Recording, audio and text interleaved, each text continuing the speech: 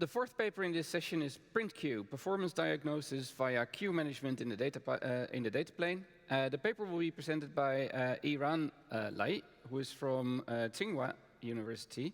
He's a final year master student and applying for a PhD this fall. So I don't know if you've already picked the university, but there might be people here that want you. His research interests include network telemetry and programmable networks, and the artifacts associated with this paper have been evaluated as reproducible, and the code is available on GitHub. Go ahead. Thank you. Well, hello everyone. I'm Iran Lai from Tsinghua University. I'm a master's student and I applied for a PhD this year. And this is my first time to attend SIGCOMM', and I'm very excited. And this work is in collaboration with Liang Chengyu and Vincent Liu from University of Pennsylvania and my advisor, Mingwei Xu from Tsinghua University. So PrintQueue is a system to track the provenance of queuing delay. Nowadays, it is difficult to debug network performance issues because the issues can come from many sources. For example, denial of service attack, TCP incast, ECMP misconfiguration. However, if we look at it from the perspective of packet, many performance issues can boil down to the fact that packets reach their destinations late. So it is critical to analyze the causes of queuing delay. So for example, if we know which other flows keep our victim packet waiting in the queue, will help us diagnose and mitigate the performance issues. So in other words, we need to track the provenance of queuing delay. And our observation is that queuing is the result of both the current state and the historical effect of the network. To explain this, we describe a congestion regime and find all the responsible packets. And we classify all the responsible packets into three types: direct, indirect, and original. And the first type will capture the current state of the network, while the last two will reflect the historical effect.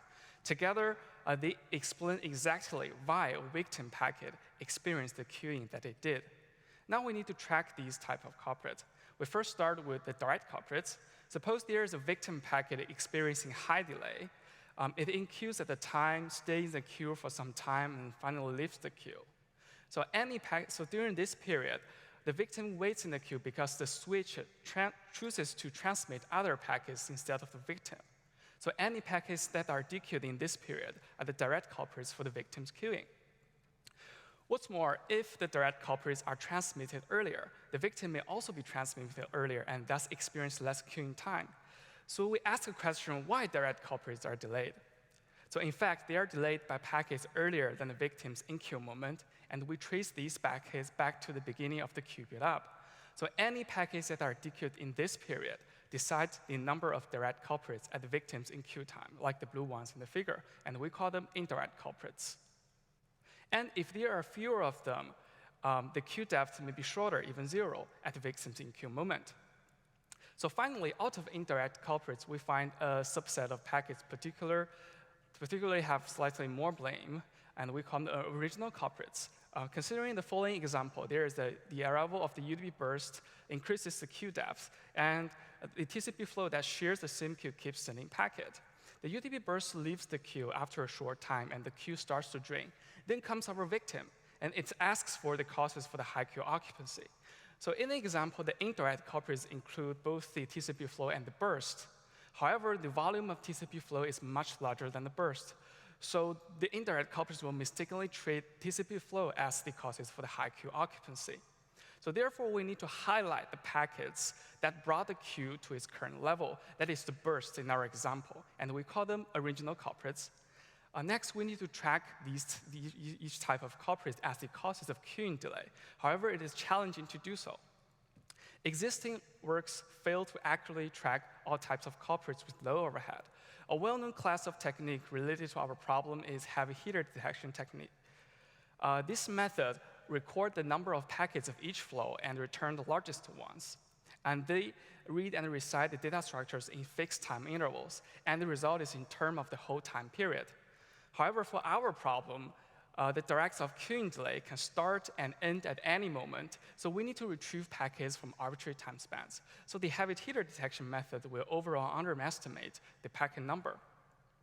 Another class of techniques is called packet mirroring method. It can send the packet information to the control plane and do offline analysis, but it incurs too large overhead. To address these gaps, we present to PrintQueue, a passive monitoring framework to track the provenance of queuing delay. And we designed 2 novel data structures to track each type of culprit.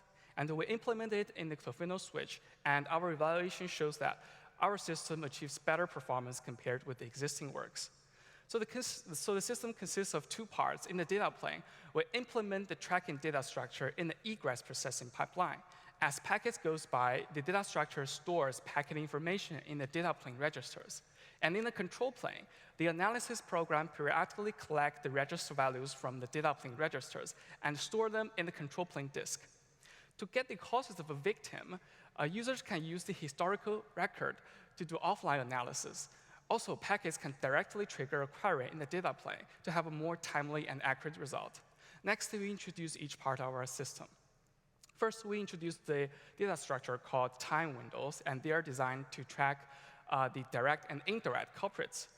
So the key here is to know what packets are dequeued in a given time period, and we should record packet based on their dequeue timestamps. So if we will first offer you a strawman approach, we split the timeline into a series of small time periods that have identical length. Then we need a large table consisting of multiple cells, and each cell corresponds to a small time period.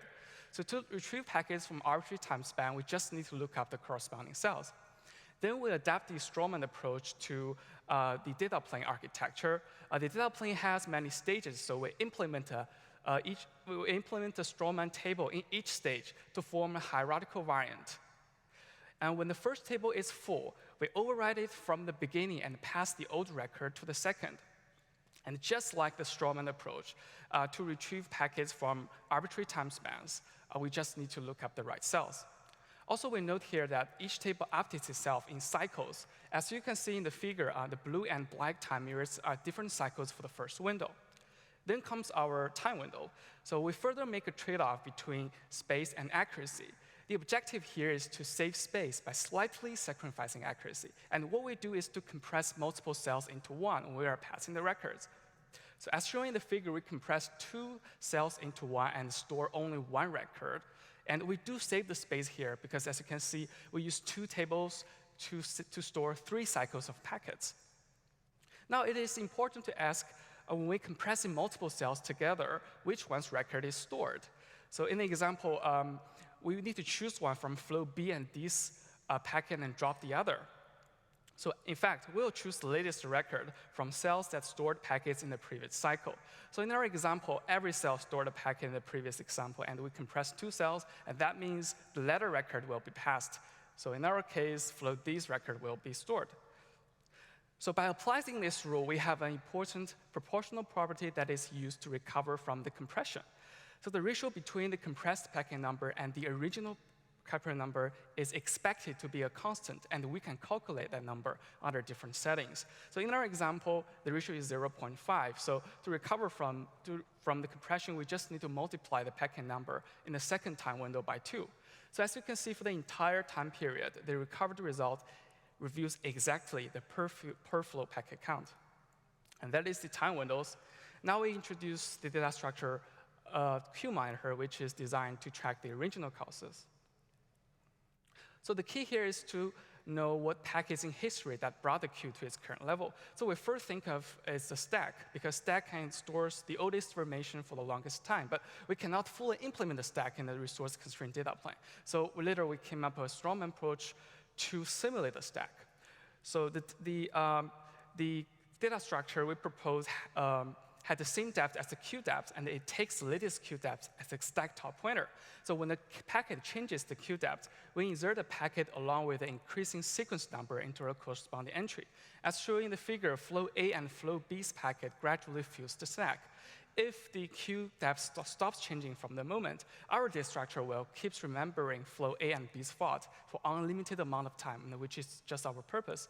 And if the queue starts to drain, and the old record will overwritten by the new one. And we use the increasing sequence number to filter out the stale packets. However, we want to claim that the overwritten itself will generate errors. In the example, flow A contributes the most to the queue increases, but that information is lost when we write flow C's packets in the same entry. So we fix this by letting each entry store 2 pieces of information. As you can see in the figure, the upper half stores packets when the queue increases, while the lower half stores packets when the queue decreases. Therefore, flow A's packets are well preserved. And this is the structure of the queue manager. Finally, we introduce how to trigger a query and get a result from our system. PrintQueue supports two types of query, a synchronized query and data plane query. For synchronized query, we borrow a technique from recent work methods to concurrently read and write data plane registers. And the control plane will periodically collect the data plane register value and store them. So we note that the record covers the whole timeline, so users can do offline analysis and retrieve packets from arbitrary time spans. At the same time, packets in the data plane can directly trigger a query, and the triggering packet can be a high-priority packet requesting for diagnosis. And upon seeing that triggering packet, the data plane will freeze the current registers and switch to backup ones, and the result will be retrieved from the frozen registers immediately. And we know that data plane queries have higher accuracy because when we freeze the current registers, the culprit packets are likely to fall in the initial time windows. That means the culprit packets are slightly compressed or not even compressed at all, leading to a higher accuracy. We implement our system in Tofino switch with approximately 5,000 lines of code. Our testbed is a Tofino switch connecting 4 servers, and we use TCP replay to send traffic, netmap to accelerate, and DPDK to receive packets. And as for the workloads, we use Wisconsin trace, DCTCP, VL2 synthetic traces. And the key here is that how to get the ground truth of a query. So what we do is to let each packet carry its queuing period after it is queued in the switch. Then we store each packet and its queuing period at the receiver server. So later we can get the ground truth culprit packet at the receiver server. And along with the query result from our data structure, and we use the precision and recall to evaluate the accuracy. As you can see, the precision is the intersection part over the query result, and the recall is the intersection part over the ground truth. Next, we show you some major results of our work. So PrintQueue first achieves high accuracy. The leftist column shows the result under the Wisconsin trace, and the blue and light blue bar shows the precision accuracy for a synchronized and data plane query. The green and light green bar shows the recall accuracy for a synchronized and data plane query, and the black and gray bar stands for precision and recall, respectively, for other works. As you can see, PrintQueue outperforms existing works, FlowRadar and HashPipe. And as expected, the data plane query is approaching 100%. And we have found similar results under all 3 traces. At the same time, PrintQueue incurs low overhead. As shown in the figure, the precision, accuracy, and the storage overhead is related to a list of parameters.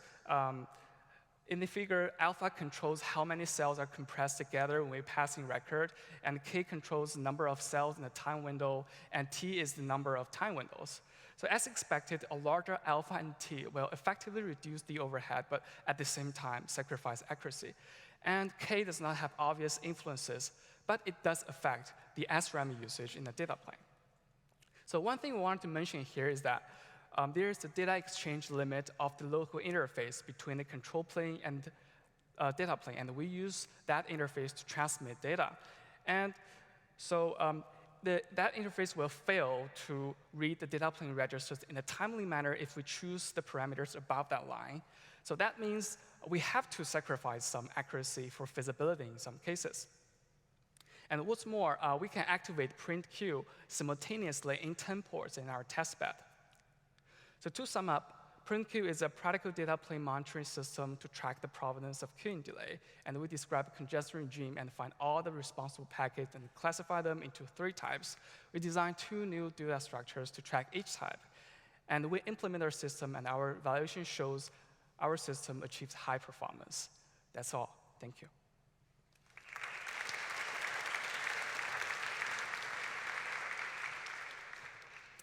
Thank you very much. Questions?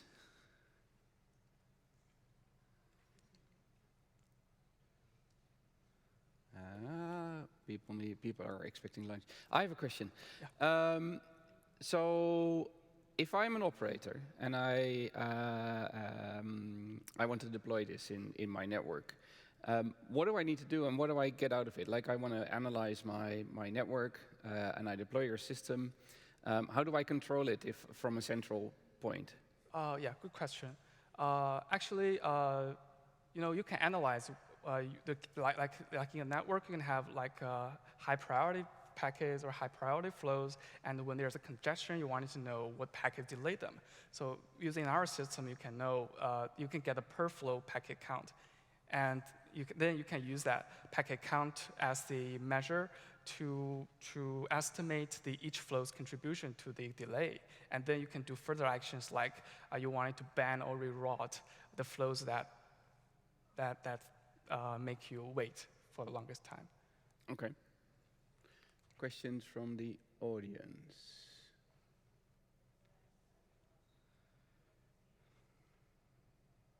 No?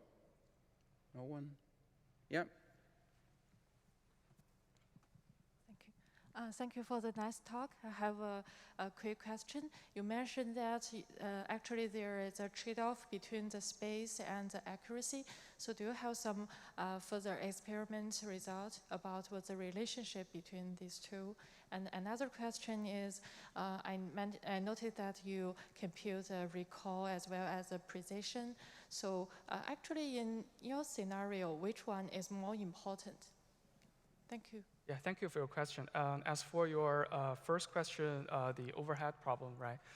So I think, yeah, as shown in this figure, yeah, how can I say that?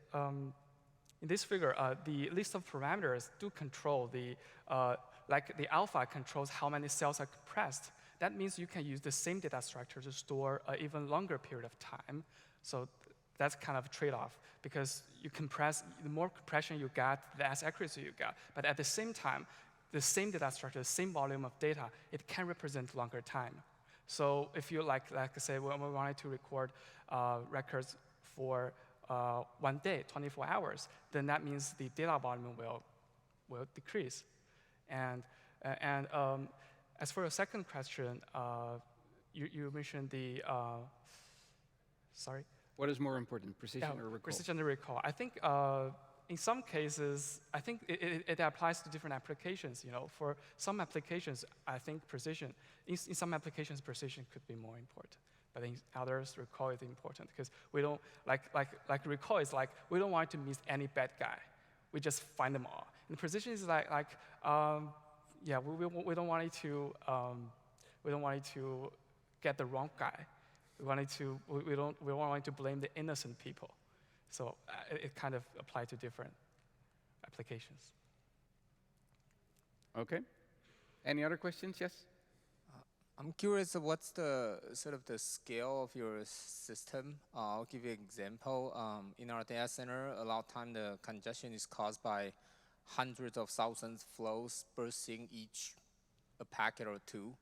Oh yeah, thank you. A few milliseconds. So in this case, what does PrintQueue print? Yeah, thank you for your question. So it actually, the data is different under different traces. So in the Wisconsin trace, we indeed have thousands of flows competing together. So and what I can tell you is that, and these flows have very different sizes. So what I can tell you is that the 100th largest flow, the volume of 100 largest flow is less than 1% of the largest flow. So the flow sizes varies, and there are a lot of packets. And for DCP and VL2 traces, there are also hundreds of flows competing together to cause a congestion. But what if it's hundreds of thousands of flows sending one packet? Sorry? So what if there is 100,000 flows, each sending one packet during the congestion? What would the PrintQueue catch? PrintQueue will probably, so in our testbed, the queue depth can be like thousands of packets. So what we get is actually 1,000 packet list, and then with this 1,000 packets, we do the precision and recall. But you will catch the 1,000 flows footprint. Yeah. Thank you. At the same time. Okay, thank you. Let's thank the speaker.